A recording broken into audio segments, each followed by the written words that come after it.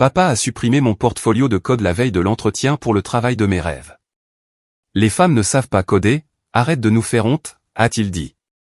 Maman était d'accord, la technologie est pour les vrais hommes comme ton frère. Il n'avait aucune idée de ce que j'avais sauvegardé.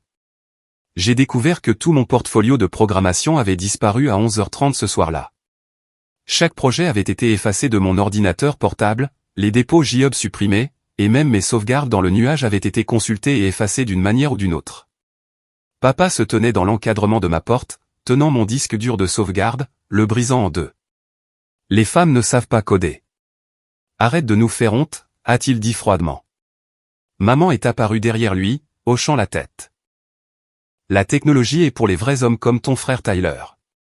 Mon entretien avec Space Forward Technology, la société aérospatiale que je rêvais de rejoindre depuis l'université, était à 9h le lendemain matin. Il n'avait aucune idée de l'existence de mon serveur secret. 3 mois avant cette nuit cauchemardesque, ma vie partait déjà en vrille vers ce moment, bien que je ne l'ai pas vu venir. Après avoir obtenu mon diplôme de l'université de Stanford avec mention en informatique, je travaillais dans une petite entreprise en démarrage appelée Data Flow Solutions tout en construisant mon portfolio les soirs et les week-ends.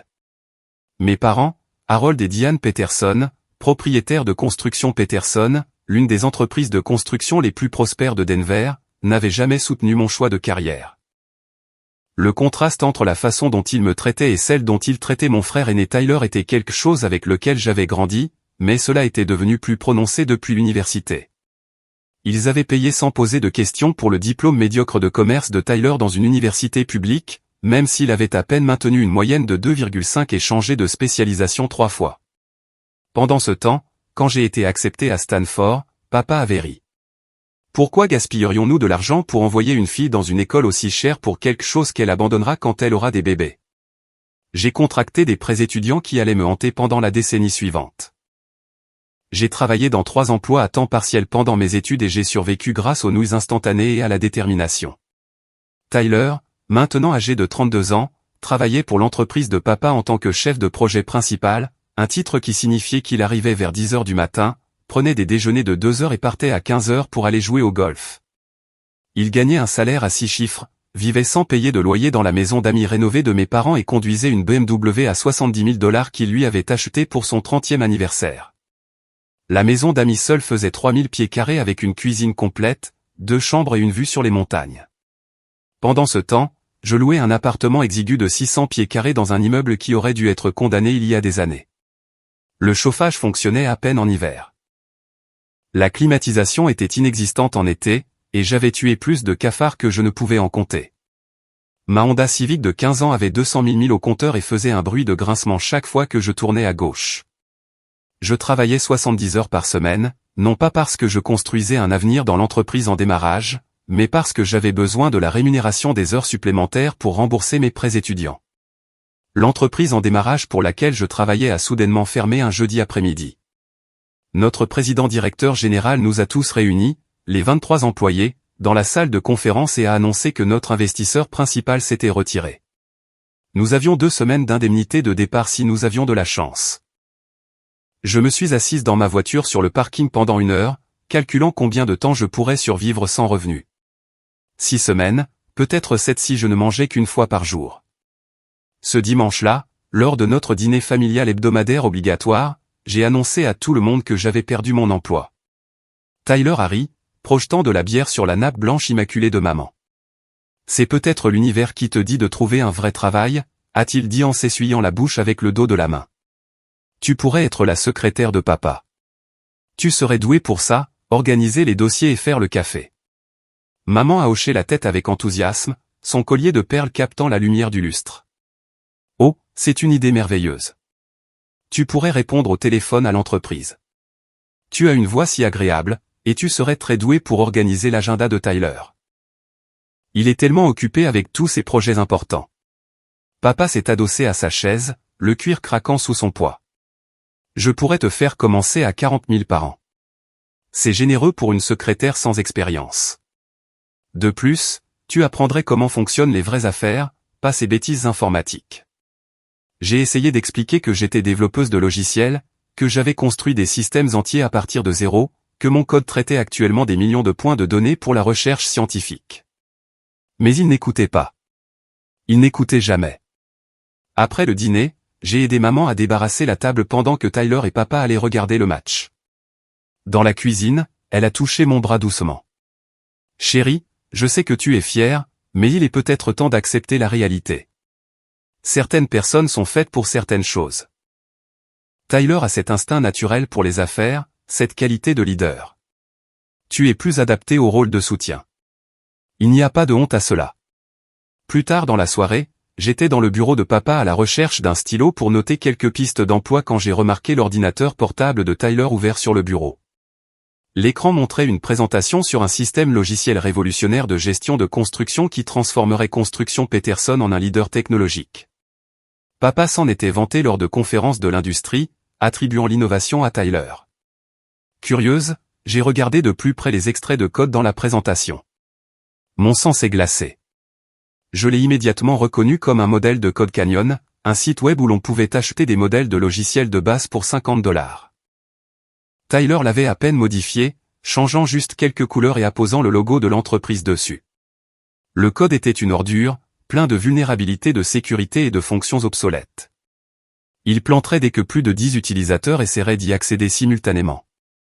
Mais Tyler était promu vice-président sur la base de cette innovation. Papa l'avait annoncé lors de la dernière réunion d'entreprise, louant le génie technique et la vision avant-gardiste de Tyler. La promotion s'accompagnait d'une augmentation de salaire à 200 000 par an et d'une Tesla de fonction. J'ai pris des photos de tout avec mon téléphone, ne sachant pas ce que j'en ferais, mais sachant que j'avais besoin de preuves. Alors que je quittais le bureau, Tyler est entré, légèrement ivre à cause des bières du dîner. « Qu'est-ce que tu fais ici » a-t-il exigé. « Je cherche un stylo » ai-je dit en levant celui que j'avais trouvé. Il s'est approché, son haleine empestant l'alcool. « Tu sais, Lassie, tu devrais vraiment considérer l'offre de papa. Toute cette histoire de codage que tu fais, c'est embarrassant. Quand je suis en réunion d'affaires et que les gens découvrent que ma sœur pense être programmeuse, il rit. Les femmes n'ont pas la pensée logique requise pour la vraie programmation. C'est la science. Est-ce pour cela que tu as acheté ton système logiciel révolutionnaire en ligne, ai-je demandé calmement. Son visage est devenu rouge puis blanc. Je ne sais pas de quoi tu parles. Code Canyon. $50. Modèle numéro 4. 7892. Système de gestion de construction de base. Tu n'as même pas changé le mot de passe administrateur par défaut. Il m'a attrapé le bras, serrant assez fort pour laisser des bleus. Tu gardes ta bouche fermée. Tu ne sais rien des affaires ou de la technologie. Tu es juste jalouse parce que maman et papa m'aiment vraiment. Je me suis dégagé et suis parti, mon bras palpitant. Mais j'avais appris quelque chose d'important ce soir-là. Tyler n'était pas seulement l'enfant préféré. C'était un imposteur. Et mes parents étaient trop aveuglés par leur parti pris pour le voir. 2 semaines après avoir perdu mon emploi, je faisais défiler les offres d'emploi à 3 heures du matin, incapable de dormir à cause du stress. Quand je l'ai trouvé, Space Forward Technology, une entreprise aérospatiale basée à Denver et spécialisée dans les systèmes de communication par satellite, avait publié un poste de développeur senior. Mon cœur s'est emballé en lisant les exigences. Ils avaient besoin de quelqu'un ayant une expertise dans les systèmes distribués, les protocoles de sécurité et le traitement des données en temps réel. C'était comme s'ils avaient écrit l'offre spécifiquement pour moi. Space Forward n'était pas n'importe quelle entreprise. Il révolutionnait les communications par satellite, travaillant sur des contrats avec la NASA et le département de la Défense. James Morrison, leur président-directeur général, était une légende dans le monde de la technologie, quelqu'un qui avait bâti 3 entreprises prospères avant l'âge de 40 ans. Obtenir un emploi là-bas ne ferait pas que payer mes factures. Cela lancerait ma carrière dans la stratosphère. Le processus de candidature était intensif. Ils voulaient plus qu'un CV et une lettre de motivation. Ils exigeaient un portfolio démontrant des compétences spécifiques avec des projets fonctionnels en direct qu'ils pouvaient tester et évaluer. La plupart des développeurs soumettraient 2 ou 3 projets. J'ai décidé d'aller au-delà de cela. Pendant les 2 mois suivants, j'ai à peine dormi. J'ai créé 3 projets sophistiqués qui mettaient en valeur tout ce que je pouvais faire. Le premier était un système de traitement de données en temps réel capable de gérer des millions d'entrées par seconde, triant et analysant les données de télémétrie satellitaire avec une précision de 99,9%. J'ai utilisé Apache Kafka pour le traitement de flux et implémenté des algorithmes personnalisés qui réduisaient la latence de 60% par rapport aux solutions standards. Le deuxième projet était un protocole de sécurité pour les communications par satellite utilisant un cryptage résistant au quantique. Avec les ordinateurs quantiques à l'horizon, les méthodes de cryptage actuelles seraient bientôt obsolètes. Mon protocole utilisait la cryptographie à base de réseaux qui resterait sécurisé même contre les attaques quantiques. J'ai rédigé un livre blanc expliquant les mathématiques derrière cela et créé une démonstration fonctionnelle montrant comment cela pouvait protéger les communications par satellite même des menaces les plus avancées. Le troisième projet était mon chef-d'œuvre, un outil d'optimisation de trajectoire alimenté par l'intelligence artificielle qui pouvait calculer les chemins les plus économes en carburant pour les satellites tout en évitant les débris spatiaux. J'ai entraîné le réseau neuronal sur 10 ans de données historiques de satellites, et il pouvait prédire des trajectoires optimales avec une plus grande précision que tout ce qui existait actuellement sur le marché. Les économies potentielles de carburant à elles seules pourraient faire économiser aux entreprises des millions de dollars par satellite. J'ai tout déployé sur des serveurs cloud, créé une documentation complète et construit des démos interactives que n'importe qui pouvait tester. Mes dépôts GitHub montraient 2 ans de contribution constante, prouvant que ce n'était pas un travail que j'avais bricolé pour la candidature. C'était l'œuvre de ma vie, la preuve d'innombrables nuits et week-ends passés à perfectionner mon métier. 6 semaines après le début de ma préparation, j'étais chez mes parents en train de réparer leur imprimante quand papa a trouvé mes documents de préparation imprimés sur la table basse. Je les révisais en attendant que les pilotes d'imprimante s'installent. Ses yeux ont parcouru les pages et j'ai vu son expression passer de la confusion à l'intérêt, puis à quelque chose de plus sombre. Space Forward Technology, a-t-il dit lentement. Tu postules à l'entreprise de James Morrison? Oui, ai-je dit prudemment, essayant de jauger sa réaction. Papa a posé les papiers et m'a fixé. J'essaie d'obtenir une réunion avec Morrison depuis 2 ans. Son entreprise construit une nouvelle installation, et le contrat de construction vaut 50 millions de dollars. As-tu une idée de ce que cela signifierait pour notre entreprise? C'est génial, papa, mais il s'agit d'un poste de développeur, pas de construction. Ses yeux se sont illuminés d'une idée qui m'a fait mal au ventre. Tyler devrait postuler pour ce poste. Morrison embaucherait le fils d'Harold Peterson instantanément. Cela nous ferait entrer. Construirait cette relation. Papa. Tyler ne sait pas coder. C'est un poste de développeur senior.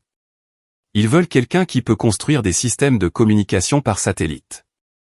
Papa a agité la main avec dédain. Tyler apprend. Il m'a montré ce système qu'il a construit pour notre entreprise. C'est un génie naturel pour ce genre de choses. Contrairement à toi qui joues à la programmeuse, à quel point cela pourrait-il être difficile? C'est juste taper sur un ordinateur. J'ai essayé d'expliquer la complexité du travail, les années d'études requises, les connaissances mathématiques nécessaires, mais papa avait déjà sorti son téléphone et appelait Tyler. Tyler, viens ici. J'ai trouvé ta prochaine opportunité. Pendant que nous attendions Tyler, papa m'a criblé de questions sur le poste, l'entreprise, le processus de candidature. J'ai répondu à contre-cœur, le regardant prendre des notes sur son téléphone. Quand Tyler est arrivé 20 minutes plus tard, papa formulait déjà un plan. Lassie va t'aider à postuler pour ce poste, a annoncé papa. C'est parfait. Une fois que tu seras chez Space Forward, tu pourras faciliter le contrat de construction. Tyler avait l'air confus. Mais je ne connais rien aux satellites ou quoi que ce soit. Tu as construit ce système logiciel pour l'entreprise, lui a rappelé papa. C'est la même chose, juste pour des satellites. Lassie t'aidera à te préparer. Je me suis levé. Non, je ne le ferai pas. C'est mon opportunité, ma carrière. J'ai travaillé des années pour ça. Maman, qui tricotait tranquillement dans son fauteuil, a finalement parlé. Lassie, ne sois pas égoïste. Tyler a une famille à laquelle penser. Tyler n'était pas marié et n'avait pas d'enfants, mais maman parlait toujours comme si sa future famille hypothétique était plus importante que ma réalité actuelle. Les hommes ont besoin de carrières prestigieuses pour subvenir aux besoins de leur famille. Tu épouseras quelqu'un qui a réussi de toute façon. Pourquoi as-tu besoin de ça? Parce que je l'ai mérité, ai-je dit. Parce que je suis doué pour ça. Parce que c'est mon rêve. Maman m'a prise à part dans la cuisine, baissant la voix pour chuchoter. Chérie, je vais te dire quelque chose pour ton bien. J'ai transféré tes courriels avec cette Sandra Williams à Tyler. C'est la responsable du recrutement, non? Tyler étudie tes réponses, apprend à se présenter. Il va postuler, que tu l'aides ou non. Ne vaudrait-il pas mieux que tu l'aides à réussir pour la famille? La trahison m'a frappé comme un coup physique. Tu as lu mes courriels, tu les as transférés. C'est illégal, maman. C'est un crime fédéral. Elle a ri, un son tintinnabulent que je trouvais autrefois réconfortant. Ne sois pas dramatique. Je suis ta mère. J'essaie de t'aider à faire le bon choix. De plus, Tyler a déjà téléchargé la majeure partie de ton portfolio. Il s'est entraîné, le présentant comme son propre travail. J'ai couru vers le salon et j'ai saisi l'ordinateur portable de Tyler dans son sac. Effectivement, il y avait mes projets, méticuleusement copiés avec son nom remplaçant le mien dans chaque fichier. Il avait même créé de faux historiques de modifications pour faire croire qu'il y travaillait depuis des mois. C'est du vol, ai-je dit, la voix tremblante. C'est du vol de propriété intellectuelle. Tyler a haussé les épaules. Prouve-le. Je travaille là-dessus depuis des mois. Papa m'a vu coder. Il a ouvert une fenêtre sur son ordinateur portable le montrant en train de coder, mais c'était juste un enregistrement d'écran de quelqu'un d'autre en train de taper qui le repassait. Ce soir-là, je suis rentré chez moi et j'ai immédiatement mis en place de nouvelles mesures de sécurité. J'ai tout crypté avec un cryptage de qualité militaire. J'ai configuré l'authentification à 2 facteurs sur tous mes comptes. J'ai créé plusieurs systèmes de sauvegarde sur différentes plateformes, y compris un réseau distribué d'appareils Raspberry Pi que j'ai placé chez des amis de confiance. Sarah, mon amie d'université, qui travaillait maintenant comme ingénieur réseau, en a gardé un dans son appartement. David, mon ex-petit ami, qui malgré notre rupture difficile était toujours une personne décente, a accepté d'en garder un dans son garage. J'ai même loué une petite unité de stockage sous une société à responsabilité limitée que j'ai créée et j'y ai placé un serveur de sauvegarde. J'ai changé tous mes mots de passe pour des chaînes aléatoires de 30 caractères que j'ai mémorisés en utilisant des techniques de palais de la mémoire. J'ai configuré des alertes de surveillance pour toute tentative d'accès non autorisé. Je protégeais mon travail comme s'il s'agissait de code de lancement nucléaire, car pour moi, c'était tout aussi précieux. Mais je savais que Tyler et mes parents n'abandonneraient pas. Il s'agissait désormais de plus qu'un simple emploi. Il s'agissait de prouver que mon travail, mon talent, mes rêves comptaient autant que ceux imaginaires de Tyler. La veille de mon entretien, le 23 février, j'étais dans mon appartement en train de faire les derniers préparatifs. Mon entretien était prévu pour 9 h du matin, et j'avais passé la journée à répéter ma présentation, à tester tous mes liens de démonstration et à m'assurer que tout était parfait. J'avais même acheté un nouveau tailleur avec mes dernières économies, un blazer bleu marine élégant et un pantalon assorti qui me donnait l'air d'avoir ma place dans une salle de conseil. Je révisais mon portfolio une dernière fois quand j'ai entendu des pas dans les escaliers à l'extérieur de mon appartement. Les murs étaient fins et je pouvais généralement entendre mes voisins, mais ces pas étaient différents, plus lourds, plusieurs personnes.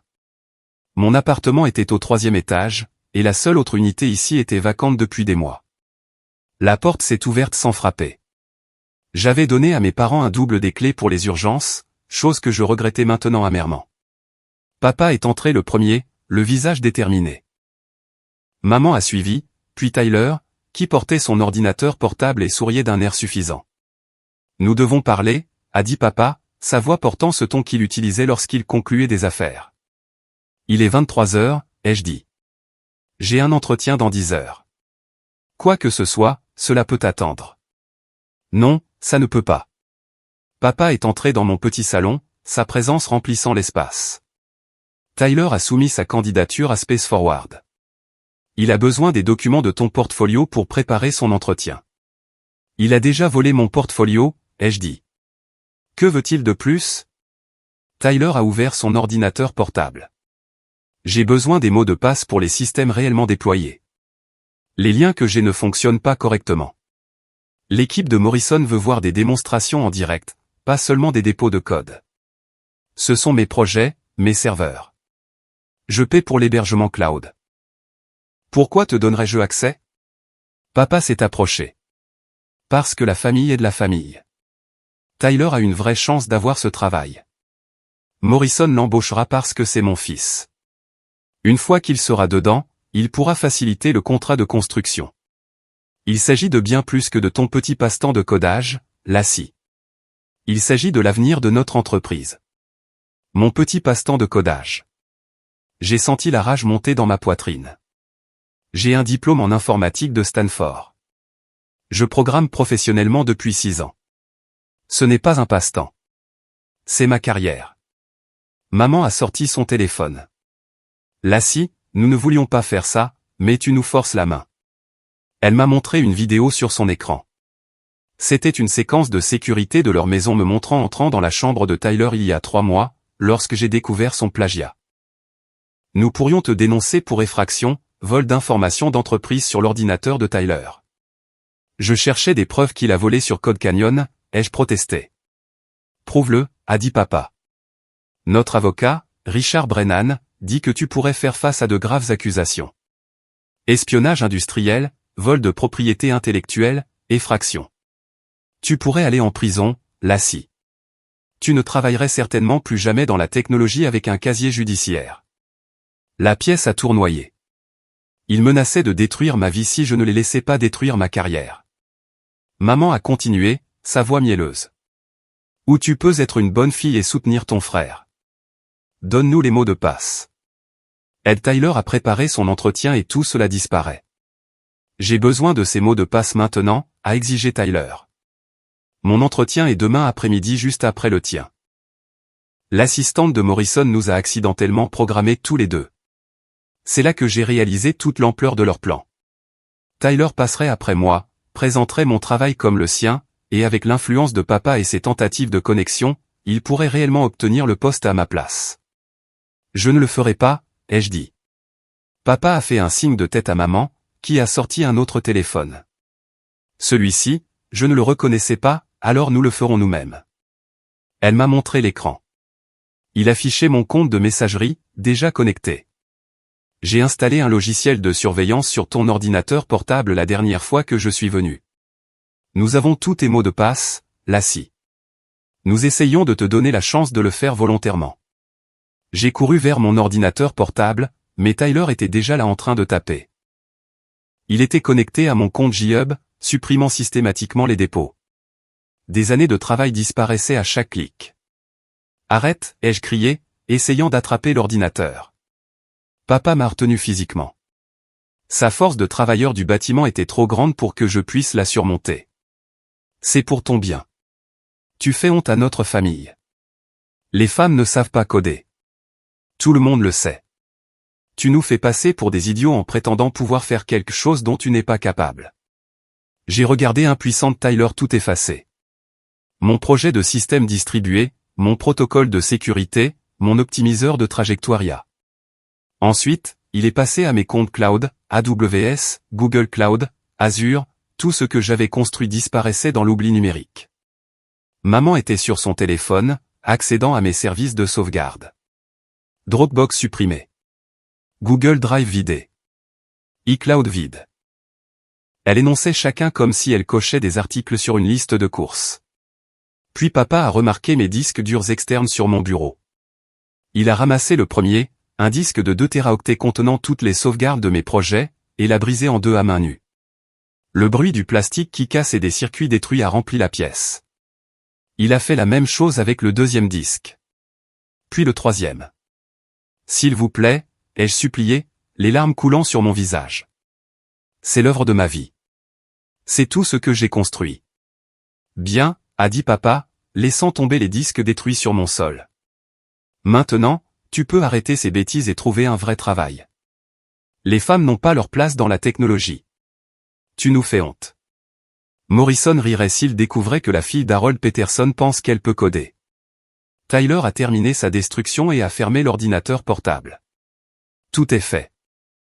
Chaque dépôt, chaque sauvegarde que tu avais connecté à tes comptes principaux. Tout est parti. Il a sorti une clé USB. Mais ne t'inquiète pas, j'ai des copies de tout sous mon nom maintenant. Je représenterai la famille Peterson correctement demain.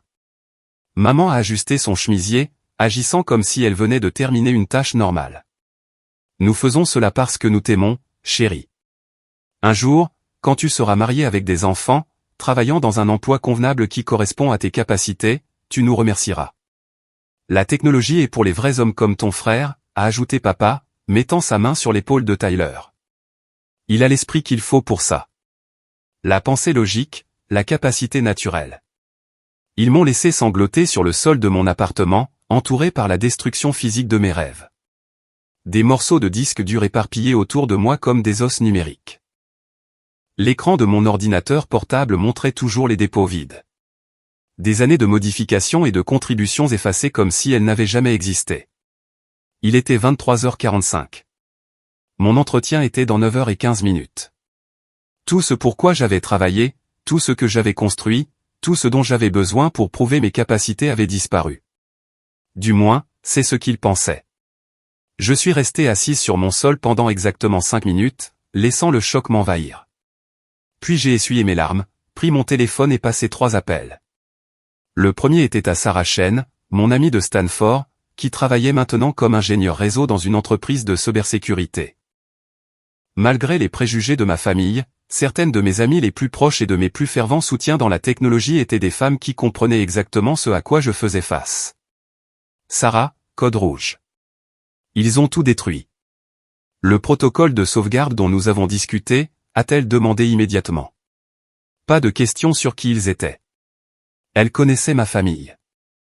Oui. Peux-tu apporter l'appareil? J'arrive. 20 minutes. Le deuxième appel était à David Martinez, mon ex-petit ami. Nous sommes sortis ensemble pendant 2 ans avant de rompre il y a 6 mois quand il a pris un emploi en Californie. La rupture a été difficile. Beaucoup de larmes et d'accusations, mais au fond, nous nous respections toujours. David, je sais qu'il est tard, et je sais que les choses sont bizarres entre nous, mais j'ai besoin du Raspberry Pi de ton garage. Il y a eu une pause. Ta famille? Ils ont tout détruit? La veille de ton entretien chez Space Forward? C'est salaud. Je serai là dans 30 minutes. Le troisième appel était à Marcus Thompson, un documentariste que j'avais rencontré lors d'une conférence technologique et qui suivait mon parcours en tant que développeuse pour son projet de thèse sur les femmes dans l'estime. Il documentait mon travail depuis 6 mois, bien que je ne l'ai jamais mentionné à ma famille. Marcus, tu es encore debout? Toujours. Qu'est-ce qui se passe? Ma famille vient de commettre plusieurs crimes graves en essayant de détruire ma carrière. As-tu ta caméra? J'apporte tout. Cela doit être documenté. En attendant, j'ai accédé à la partition cachée de mon téléphone, une section sécurisée que j'avais créée et qui ressemblait à une application de calculatrice, mais qui contenait en fait un accès d'urgence à mon système de sauvegarde distribué. Le réseau Raspberry Pi que j'avais construit n'était pas juste une sauvegarde. C'était un miroir complet de tout, mis à jour en temps réel via des canaux cryptés que les mots de passe volés par ma famille ne pouvaient pas toucher. Sarah est arrivée la première, portant un petit appareil pas plus grand qu'un jeu de cartes. Le réseau est intact, a-t-elle dit en le branchant à mon ordinateur portable. Chaque projet, chaque modification, chaque ligne de code. Ils ont peut-être détruit les dépôts visibles, mais le système fantôme est parfait. David est arrivé ensuite, portant non seulement le Raspberry Pi, mais 3 appareils supplémentaires. Je me suis dit que tu pourrais avoir besoin de rechange, a-t-il dit. Ta famille est folle, Lassie. C'est au-delà de tout ce que j'imaginais. Marcus est arrivé en dernier, sac de caméra à la main. Je documente la discrimination sexuelle dans la technologie depuis 2 ans, a-t-il dit en installant son équipement. Mais ça, c'est tout autre chose. Nous avons travaillé toute la nuit. Sarah m'a aidé à tout restaurer dans de nouveaux dépôts sous des comptes dont ma famille ignorait l'existence. David a travaillé au déploiement des projets sur de nouveaux serveurs cloud en utilisant les comptes d'entreprise de sa société qui n'avaient aucun lien avec moi. Marcus a tout filmé, créant un enregistrement du processus de restauration. À 3 heures du matin, mon portfolio était de nouveau en ligne, meilleur qu'avant, mais j'ai décidé d'aller plus loin. Dans les heures restantes avant mon entretien, j'ai créé quelque chose de nouveau, un 4e projet qui prouverait sans l'ombre d'un doute que le travail était le mien. Je construis une démonstration de sécurité, ai-je dit à mon équipe réunie, en utilisant le logiciel enregistreur de frappe que maman a installé sur mon ordinateur portable. Les yeux de Sarah se sont écarquillés. Tu vas retourner leur arme contre eux. Mieux. Je vais créer un outil éducatif montrant comment fonctionnent les enregistreurs de frappe, comment les détecter et comment s'en protéger. Et je vais utiliser le logiciel espion réel de maman comme étude de cas, avec des eurodatages montrant quand il a été installé et quelles données il a collectées. David Harry. C'est brillant. Ça prouve que tu es la vraie développeuse. Tout en exposant ce qu'ils ont fait. Pendant les 2 heures suivantes, j'ai codé avec une fureur que je n'avais jamais ressentie auparavant. Le projet s'est assemblé magnifiquement, un outil complet d'analyse de sécurité capable de détecter et de neutraliser divers types de logiciels espions. J'ai inclus un document technique détaillé expliquant les vulnérabilités qui permettaient à de tels logiciels d'être installés et comment les systèmes pouvaient être renforcés contre eux.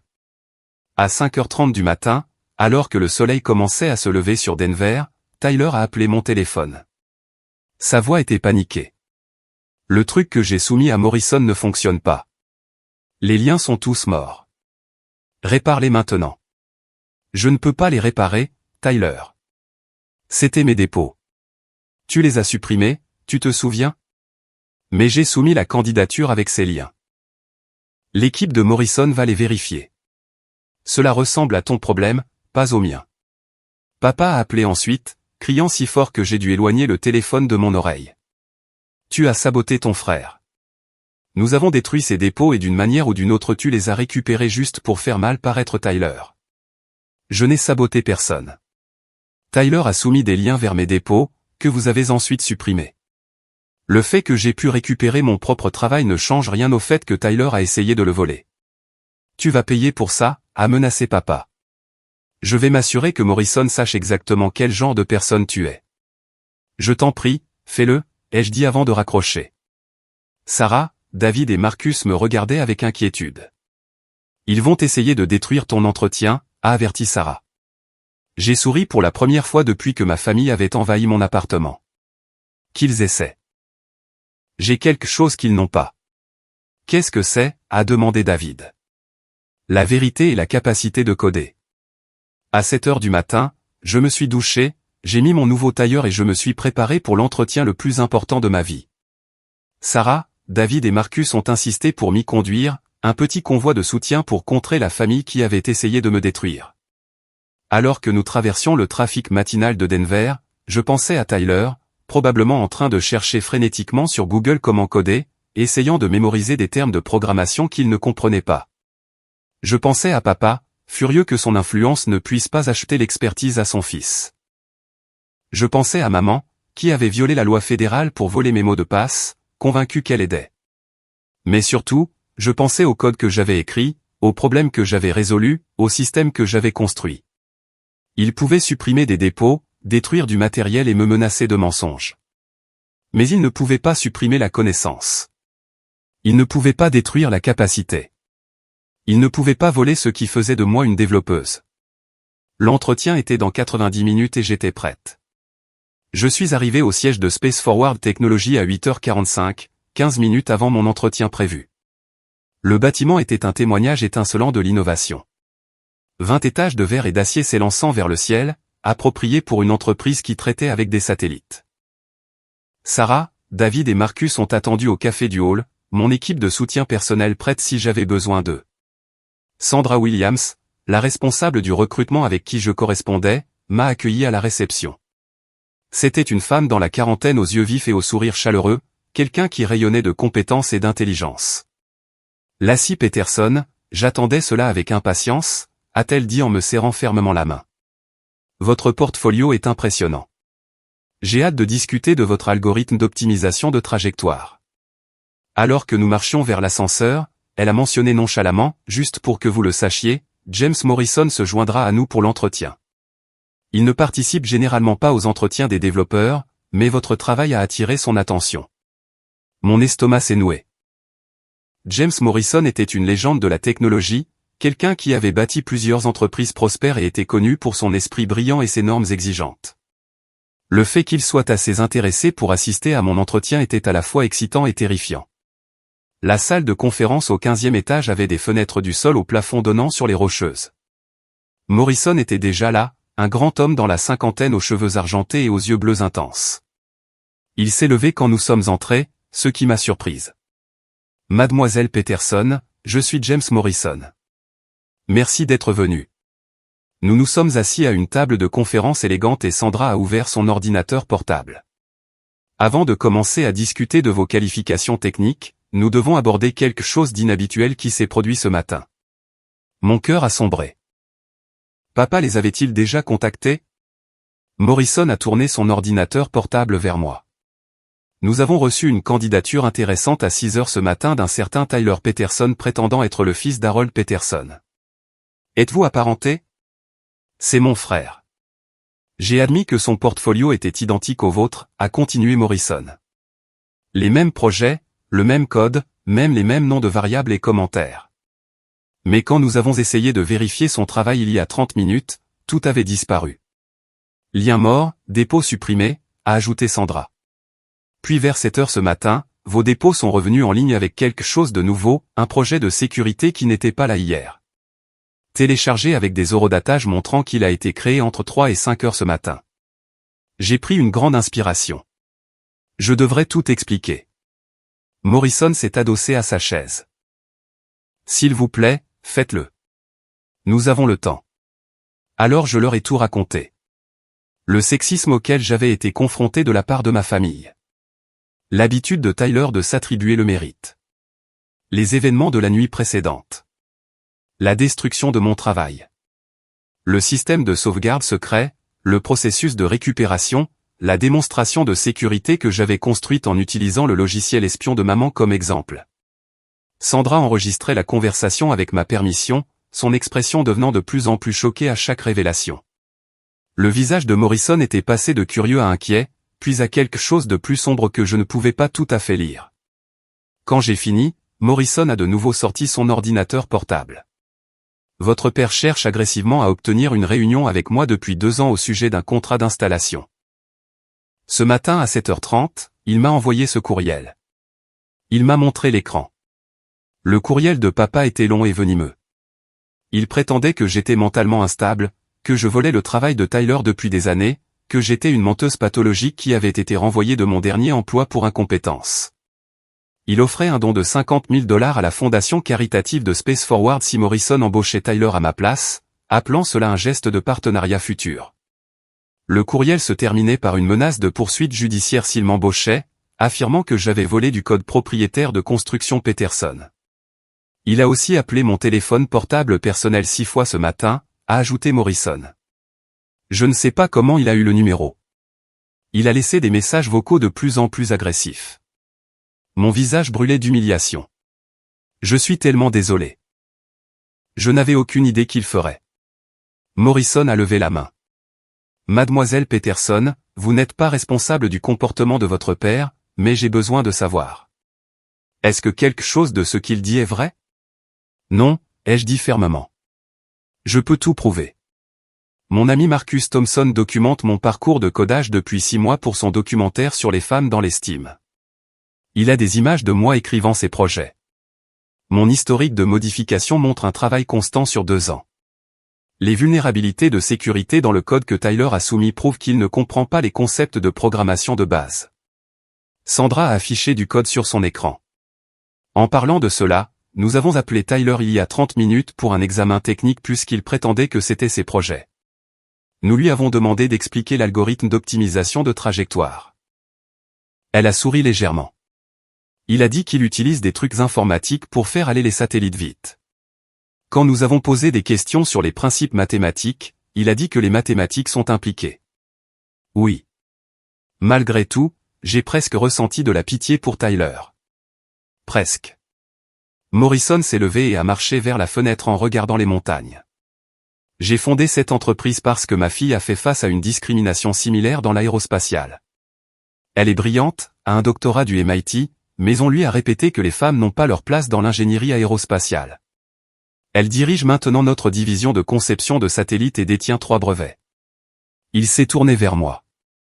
Votre algorithme d'optimisation de trajectoire n'est pas seulement bon, il est révolutionnaire.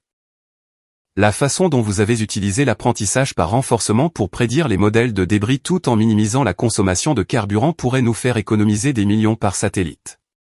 Le protocole de sécurité que vous avez développé répond aux menaces quantiques qui nous inquiètent depuis des années et le système de traitement de données en temps réel. Nous pourrions implémenter cela immédiatement. Sandra a ajouté, la démonstration de sécurité que vous avez construite ce matin en transformant le logiciel espion de votre mère en un outil éducatif montre le genre de pensée innovante et de résolution de problèmes dont nous avons besoin.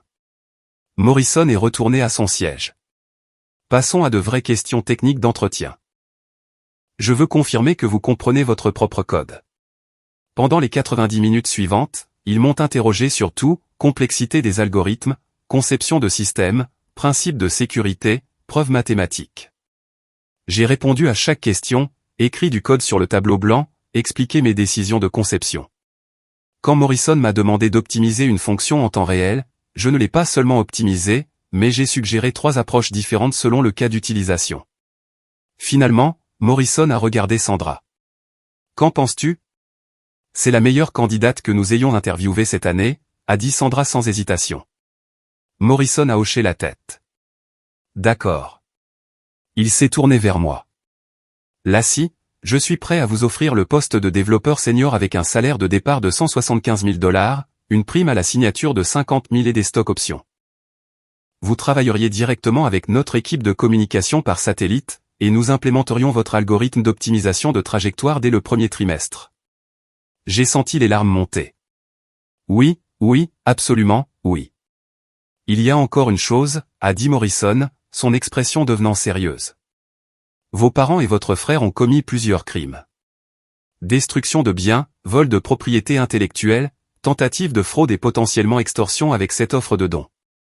Nous avons l'obligation légale de signaler la tentative de corruption. Êtes-vous prête pour cela? J'ai pensé à toutes ces années où l'on m'avait dit que je n'étais pas assez bonne, pas assez logique, pas assez masculine pour réussir dans la technologie. Oui, ils doivent faire face aux conséquences. Sandra a souri. Bien. Maintenant, parlons de votre date de début et lançons la paperasse. Bienvenue chez Space Forward, Lassie. Alors que nous terminions, l'assistante de Morrison a frappé à la porte. Monsieur Morrison. Tyler Peterson est ici pour son entretien de 13 heures. Morrison m'a regardé. Voulez-vous rester? Caché dans la salle d'observation. Vous pourriez trouver cela instructif. C'était peut-être mesquin, mais je voulais voir ça. Oui. De derrière une vitre sans teint, j'ai regardé Tyler entrer dans la même salle de conférence que je venais de quitter. Il portait un costume mal ajusté et transpirait abondamment. Morrison et Sandra ont maintenu une attitude professionnelle, lui donnant la même opportunité qu'ils m'avaient donnée. Monsieur Peterson, pouvez-vous expliquer votre algorithme d'optimisation de trajectoire, a demandé Sandra. Tyler a bafouillé. Il utilise l'IA pour faire aller les satellites là où ils doivent aller. L'algorithme est très complexe. Beaucoup de maths et de codage. Pouvez-vous écrire une fonction simple au tableau montrant comment vous calculez la vitesse orbitale, a demandé Morrison. Tyler est resté devant le tableau pendant 1 minute entière avant d'écrire V égale dt, c'est la vitesse de base, a dit doucement Sandra. La vitesse orbitale nécessite de prendre en compte les forces gravitationnelles. Pouvez-vous nous montrer ce calcul? La réponse de Tyler a été de dessiner un cercle étiqueté Terre et une flèche étiquetée satellite va-vite. L'entretien s'est terminé après 15 minutes. Morrison a dit à Tyler qu'il le recontacterait, mais que sa candidature était transmise à leur service juridique en raison de préoccupations concernant le plagiat. Tyler a quitté le bâtiment en larmes, et j'ai ressenti un mélange complexe de satisfaction et de pitié. Il avait été élevé en croyant qu'il méritait tout sans le gagner, et la réalité était une enseignante sévère. Cet après-midi-là, je suis retourné à mon appartement avec Sarah, David et Marcus. Nous avons commandé une pizza pour fêter ça, mais je savais que la bataille n'était pas terminée. Mon téléphone affichait 37 appels manqués de mes parents et de Tyler. Les messages vocaux passaient de la colère à la menace, puis à la supplication. Marcus a installé sa caméra dans mon salon. Nous devrions documenter ce qui se passe ensuite, a-t-il dit. Cela pourrait être important pour ta protection et pour le documentaire. À 16 heures, mes parents sont arrivés sans invitation à nouveau, mais cette fois j'étais prête. Tyler était avec eux, le visage rouge et bouffi d'avoir pleuré. J'avais demandé à Sarah et David de rester comme témoins, et Marcus continuait de filmer. Tu as détruit l'avenir de Tyler, a rugi papa dès que j'ai ouvert la porte. Morrison l'a humilié. Tyler a détruit son propre avenir en essayant de voler mon travail, ai-je répondu calmement. Maman pleurait, le mascara coulant sur ses joues. Comment as-tu pu faire ça à ta famille? Nous t'avons élevé, soutenu. Vous avez essayé de détruire ma carrière hier soir. Vous avez effacé des années de travail. Vous avez commis des crimes. Tyler s'est avancé, son arrogance habituelle remplacée par le désespoir. Tu dois arranger ça. Dis à Morrison que tu as menti. Que le code était le mien. Je vais tout perdre si ça s'ébruite. Le code n'a jamais été à toi, Tyler. Tu ne peux pas perdre ce que tu n'as jamais eu. Le visage de papa est devenu violet. Si tu n'arranges pas ça, tu n'es plus notre fille. Nous te déshériterons. Tu seras coupé du testament, de la famille, de tout. Ça me va, ai-je dit. Et je le pensais vraiment. C'est alors que la petite amie de Tyler, Jennifer, a pris la parole. Elle se tenait dans le couloir si silencieusement que je ne l'avais pas remarqué. J'en ai fini avec la toxicité de cette famille.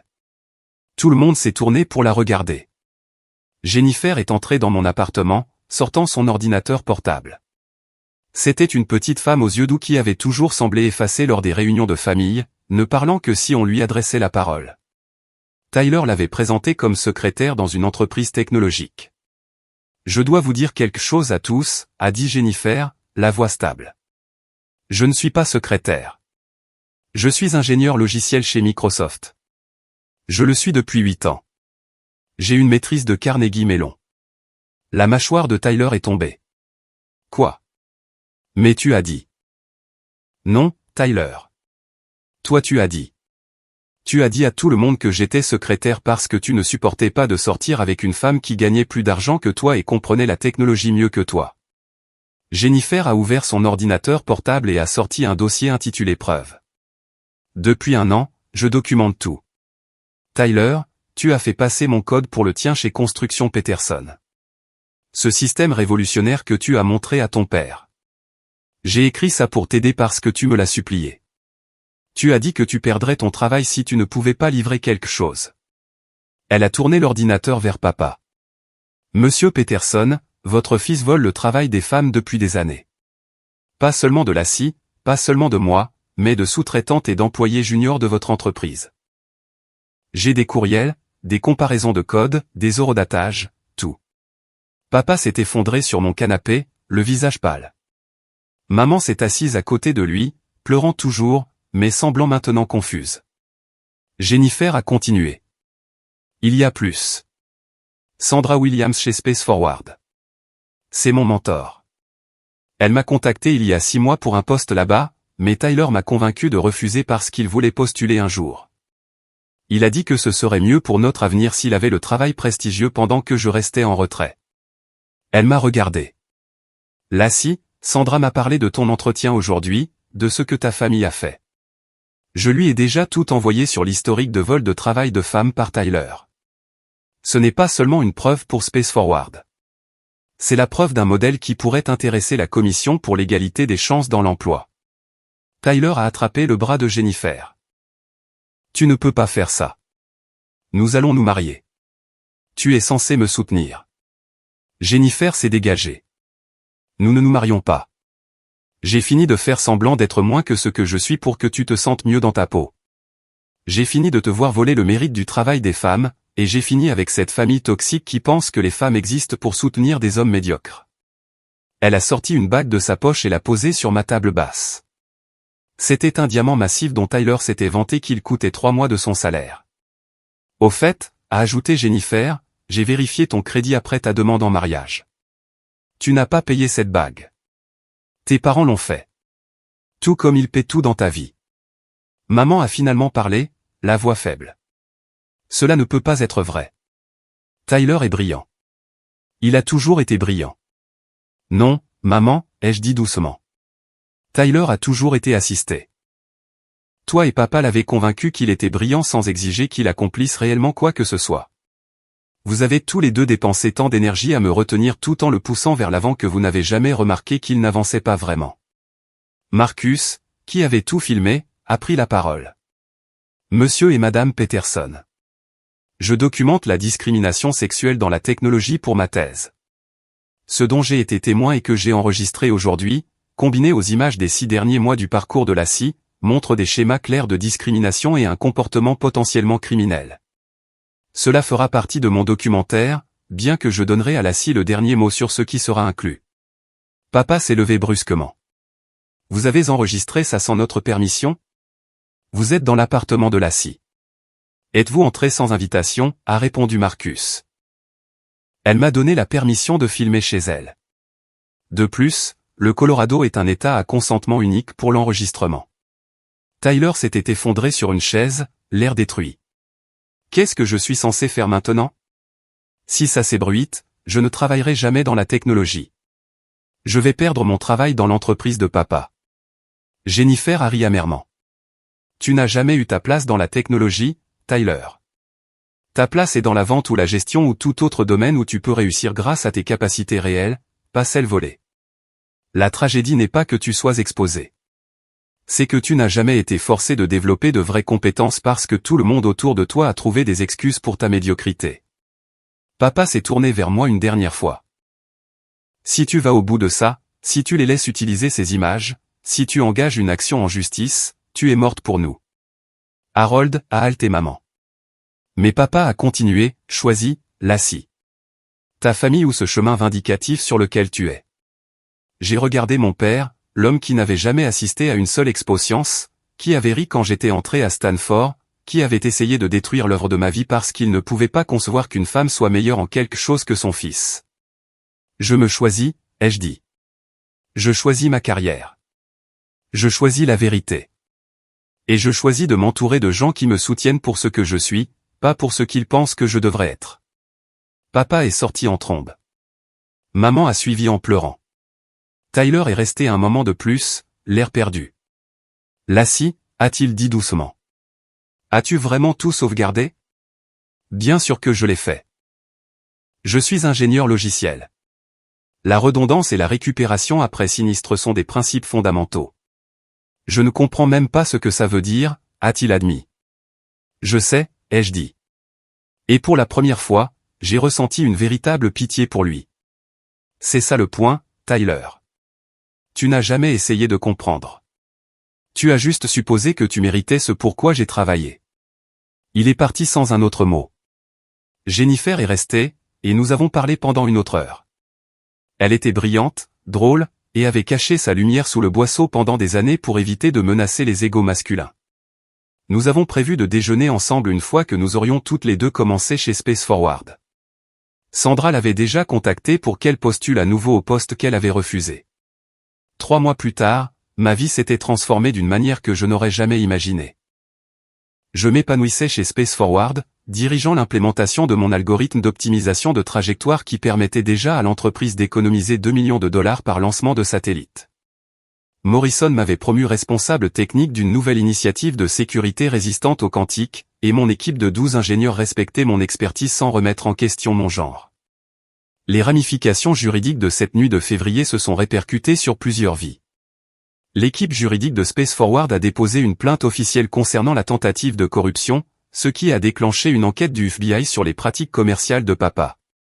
Ils ont découvert qu'il soudoyait des fonctionnaires pour des contrats de construction depuis des années.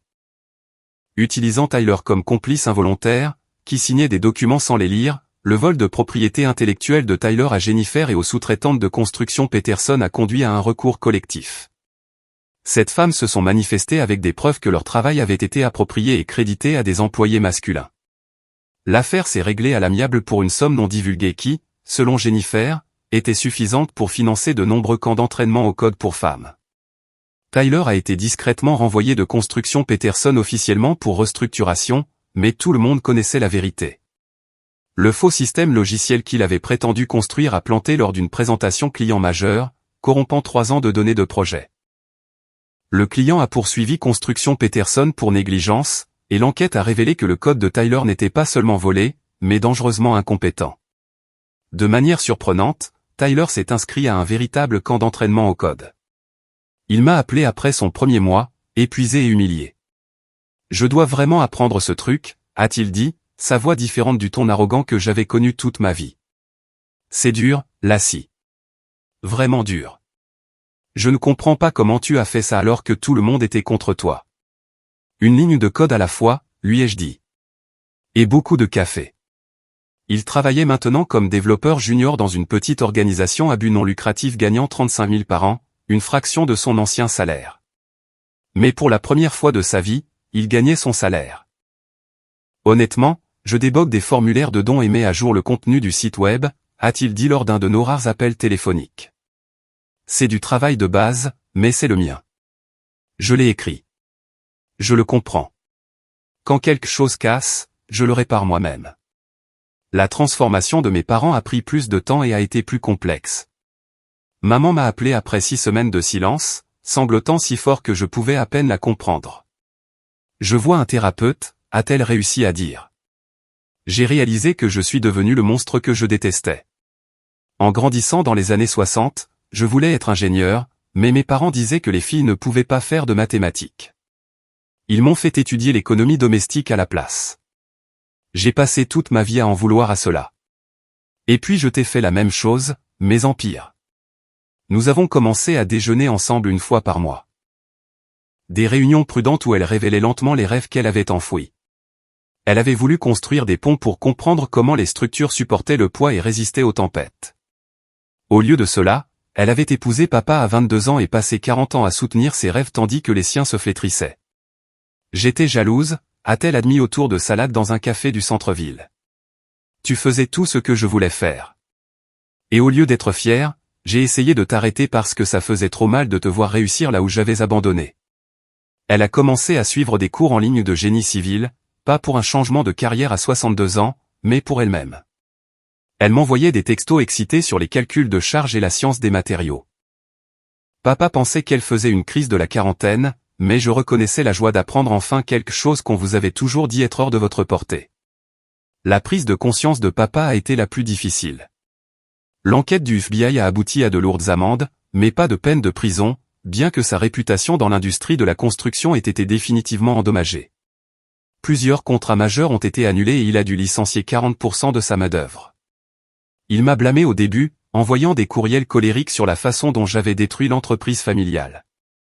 Mais 6 mois après cette nuit de février, il a assisté à ma présentation à la conférence technologique de Denver. Je parlais de surmonter les préjugés dans l'estime, partageant mon histoire publiquement pour la première fois en dehors du documentaire de Marcus, qui était devenu viral avec 2 millions de vues. Je ne savais pas qu'il était là jusqu'à la session de questions-réponses. Il s'est levé au dernier rang, sa voix portant à travers la salle de conférence. Je suis Harold Peterson, a-t-il dit, et la salle est devenue silencieuse. Tout le monde connaissait le nom grâce au documentaire. Je suis le père de Lassie, et j'avais tort, a-t-il continué, la voix brisée. J'ai laissé mon ignorance et mon ego faillir détruire les rêves de ma fille. J'ai cru au mensonge selon lequel les femmes ne pouvaient pas exceller dans la technologie parce qu'admettre le contraire signifiait admettre que ma fille était plus intelligente que moi, plus capable que moi, plus innovante que moi, et elle l'est. Toutes ces choses. Il m'a regardé directement. Lassie est brillante et je suis fier d'elle. J'ai honte de ce que j'ai fait, mais je suis ici pour m'excuser publiquement et pour annoncer que Construction Peterson finance 10 bourses annuelles pour des femmes poursuivant des diplômes en STEAM administrés par la fondation de Lassie. La salle a éclaté en applaudissements surpris. Plus tard, en privé, papa et moi avons parlé pendant des heures. Il apprenait encore, luttait encore avec des préjugés enracinés, mais il essayait. Il avait embauché une directrice de la technologie pour moderniser les systèmes de construction Peterson, et elle avait déjà sauvé l'entreprise de la faillite en implémentant un logiciel de gestion de projet efficace, dûment licencié et obtenu légalement. Jennifer et moi avons cofondé Code Without Limit, Code sans limite, une fondation fournissant des ordinateurs portables, des bourses pour des camps d'entraînement et du mentorat aux jeunes femmes dont les familles ne soutenaient pas leurs aspirations technologiques. Notre première cohorte comptait 20 étudiantes, chacune avec une histoire où on lui avait dit qu'elle ne pouvait pas ou ne devait pas poursuivre dans la technologie. Sarah, mon amie qui m'avait aidé cette nuit terrible, a rejoint Space Forward en tant que chef de la sécurité. David, bien qu'étant en Californie, est devenu notre consultant à distance pour les systèmes distribués. Le documentaire de Marcus a remporté 3 prix et a déclenché une conversation nationale sur la discrimination sexuelle dans les domaines d'estime. Un an après cette nuit de février, je me tenais devant la 2e cohorte de diplômés de notre fondation. 50 jeunes femmes qui avaient terminé notre programme, malgré l'opposition familiale, les difficultés financières et les préjugés sociétaux. En regardant leur visage, excitée et nerveuse à l'idée d'entrer dans l'industrie technologique, j'ai pensé à mes disques durs détruits, à mes dépôts supprimés, aux paroles de mon père selon lesquelles les femmes ne pouvaient pas coder. Vos familles pourraient ne pas vous soutenir, leur ai-je dit. Ils pourraient essayer activement de vous arrêter. Ils pourraient supprimer votre travail, se moquer de vos rêves ou essayer de donner vos opportunités à d'autres qu'ils jugent plus dignes. Mais voici ce qu'ils ne peuvent pas supprimer, vos connaissances, votre détermination, votre capacité à résoudre des problèmes et à créer des solutions. J'ai sorti mon ordinateur portable, leur montrant un simple script de sauvegarde. C'est le code le plus important que vous écrirez jamais, ai-je dit. Pas parce qu'il est complexe, mais parce qu'il garantit que personne ne pourra jamais vraiment détruire ce que vous avez construit. Sauvegardez votre travail, mais plus important encore, sauvegardez votre foi en vous-même. Créez des redondances pour votre confiance. Distribuez votre système de soutien à travers de multiples nœuds d'amitié et de mentorat. Une jeune fille de 17 ans au premier rang a levé la main. Elle me rappelait moi-même à cet âge, impatiente mais incertaine. Et si nos familles n'acceptent jamais ce que nous faisons? J'ai pensé à papa lors de ma présentation à la conférence. Au manuel d'ingénierie de maman éparpillé sur sa table de cuisine. À la fierté authentique de Tyler lorsqu'il a déployé avec succès son premier projet indépendant. Certains changeront d'avis, ai-je dit. D'autres non. Mais la belle chose à propos du code est qu'il se fiche de l'opinion de quiconque. Il fonctionne ou il ne fonctionne pas. Votre succès ne dépendra pas de leur approbation, mais de votre dévouement à apprendre et à grandir. Après la cérémonie de remise des diplômes, j'ai reçu un courriel qui m'a fait sourire. Il venait d'une fille au Pakistan dont les parents lui avaient interdit d'étudier l'informatique. Elle avait regardé le documentaire de Marcus avec des sous-titres et avait secrètement commencé à apprendre à coder en utilisant les ordinateurs de la bibliothèque. Elle venait de recevoir une bourse complète pour étudier le génie logiciel en Allemagne. Tu m'as montré qu'il est possible de réussir même quand ta propre famille est contre toi, a-t-elle écrit. Mes parents ont supprimé mes projets d'entraînement, mais ils n'ont pas pu supprimer ma détermination. Merci d'avoir partagé ton histoire. Elle a sauvé la mienne. Ce soir-là, je me suis assise dans mon nouvel appartement, un magnifique 2 pièces au centre-ville de Denver avec vue sur les montagnes. Mes murs étaient couverts de prix, de badges de conférences et de photos d'événements de la fondation. Mon bureau à domicile avait 3 écrans, plusieurs disques de sauvegarde et un serveur personnalisé qui bourdonnait doucement dans le coin. J'ai ouvert mon éditeur de code et j'ai commencé à travailler sur un nouveau projet, un algorithme d'apprentissage automatique pour prédire et prévenir les collisions de satellites. Alors que je tapais, j'ai pensé à cette nuit où tout semblait perdu. Quand ma famille a essayé d'effacer mon avenir avec la cruauté désinvolte de gens qui ne pouvaient pas imaginer que les rêves d'une femme comptaient, ils ont échoué parce qu'ils ont mal compris quelque chose de fondamental. Ils pensaient que la programmation consistait à taper sur un ordinateur, quelque chose qui pouvait être simulé ou volé. Ils ne comprenaient pas que la vraie programmation consiste à résoudre des problèmes, avoir des modèles et des connexions, à construire quelque chose à partir de rien d'autre que la logique et la détermination. Les femmes peuvent coder. Nous avons toujours été capables de coder. Dada Lovelace écrivant le premier algorithme à Grasshopper inventant le compilateur, en passant par les milliers de femmes qui ont programmé les ordinateurs ayant envoyé des humains sur la Lune. Nous avons codé malgré le fait qu'on nous ait dit que nous ne pouvions pas, ne devrions pas ou ne serions pas doués pour cela. Mon père a essayé de supprimer mon portfolio de code la veille de mon entretien. Il a dit que les femmes ne pouvaient pas coder, que je devrais arrêter de faire honte à la famille. Mais il n'a pas compris que chaque femme à qui l'on a dit qu'elle ne pouvait pas faire quelque chose possède un système de sauvegarde interne, un noyau résilient qui préserve ses rêves malgré toutes les tentatives de les détruire. Nous ne sauvegardons pas seulement notre code. Nous nous sauvegardons les unes les autres, créant des réseaux de soutien qu'aucune quantité de préjugés ne peut supprimer définitivement. Et quand nous resterons à partir de ces sauvegardes, nous revenons plus fortes avec une meilleure gestion des erreurs et des protocoles de sécurité plus robustes. Le véritable triomphe n'était pas seulement d'obtenir le poste chez Space Forward ou de voir la justice rendue. C'était de transformer la douleur en but, la discrimination en détermination et l'effacement en recréation. Chaque jeune femme qui franchit les portes de notre fondation en portant un ordinateur portable que nous avons fourni est un rêve restauré. Une ambition sauvegardée que quelqu'un a essayé d'effacer mais n'a pas réussi à détruire. Alors que je finissais de coder pour la soirée et que j'envoyais mes modifications vers plusieurs dépôts sur différentes plateformes, tout scripté et secrètement sauvegardé dans des endroits du monde entier, j'ai souri. Qu'ils essaient d'effacer ça. Nous n'écrivons plus seulement du code. Nous écrivons l'histoire, une fonction à la fois, une fille à la fois, un rêve à la fois. Et contrairement au code volé de Tyler qui a planté et brûlé, le nôtre fonctionnera pour toujours. Élégant et incassable, un témoignage de ce qui se passe lorsque les femmes refusent de laisser quiconque effacer leur avenir. Nous ne survivons pas seulement aux tentatives de nous effacer. Nous les utilisons comme des expériences de débogage, trouvant et corrigeant les vulnérabilités dans un système qui n'a jamais été conçu pour nous inclure, mais que nous repensons avec chaque ligne de code que nous écrivons. Le serveur bourdonnait dans le coin, sauvegardant tout, préservant non seulement le code, mais la possibilité elle-même. Et quelque part là-bas, une fille dont la famille dit qu'elle ne peut pas coder apprend secrètement Python dans sa chambre, créant ses propres systèmes de sauvegarde, se préparant pour le jour où elle devra tout restaurer et leur prouver qu'ils ont tort. Elle le fera. Nous le faisons toujours. Si on t'a déjà dit que tu ne pouvais pas poursuivre tes rêves à cause de qui tu es, si quelqu'un a essayé d'effacer ton travail ou de voler ton mérite, ou si tu as dû te battre contre ta propre famille pour devenir qui tu es censé être, je veux que tu saches que tu n'es pas seul. Partage ton histoire dans les commentaires ci-dessous. Quel système de sauvegarde as-tu créé pour tes rêves? Comment as-tu restauré ce que d'autres ont essayé d'effacer? Si cette histoire a résonné en toi, s'il te plaît, clique sur le bouton « J'aime » et abonne-toi pour entendre plus d'histoires sur la façon de surmonter des obstacles impossibles. Partage ceci avec quelqu'un qui a besoin d'entendre que ses rêves comptent, que son travail a de la valeur et que personne ne peut effacer définitivement son avenir s'il refuse d'abandonner. Merci d'avoir écouté mon parcours. Rappelle-toi, la sauvegarde la plus importante n'est sur aucun disque dur ou serveur cloud.